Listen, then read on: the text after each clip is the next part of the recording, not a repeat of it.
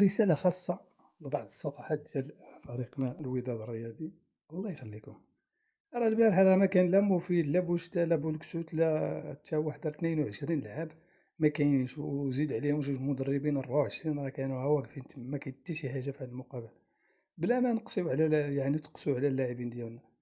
مقابلة يعني ما لا ترقى صافي، سالات هاد المقابلة، واجب علينا نشجعوا الفريق وندعموهم. عندنا مقابلة هامة إن شاء الله مع يوم الأحد القادم مع طنجة، يعني ما علينا غير دابا نساو صافي اللي داز داز، اللي فات فات، ما بقاش غادي نرجعو عاوتاني نرجعو ديك الدوامة ونبداو نكلاشيو في مفيد لا مفيد.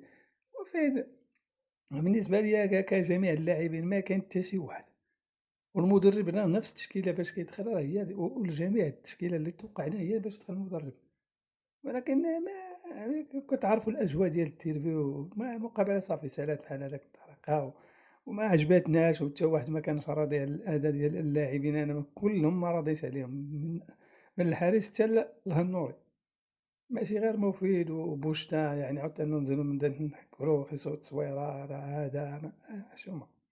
خصنا نشجعو اللاعبين، حتى هاد المقابلة نقطة ورجع السطر يعني. ضيعنا جوج النقاط، كان بالإمكان كما قلت على الورق كنا نربحو، الكل كيقول بأن فريق الوداد أقوى، ولكن قدر الله ما شاء فعل. خصنا ننساو هاد المقابلة، نفكرو في المقابلات القادمة إن شاء الله، ندعمو اللاعبين وندعمو المدرب، يكون خير إن شاء الله. أما عاوتاني نبداو عاوتاني هذا الشي ديال ضرب فيا نضرب فيك، راه ما يمكنش. راه الفريق إن شاء الله غيكون من هنا لقدام في أحسن. الرئيس كيدير دور كبير، حتى واحد دابا ما كيهضر عليه، ما بقاين عاش كنشوفو دوك الناس اللي كانوا كيقولوا خص يمشي الرئيس، يخرجوا يعتذروا ولا يخرجوا يقولوا هاد العمل كيدار ما يمكنش.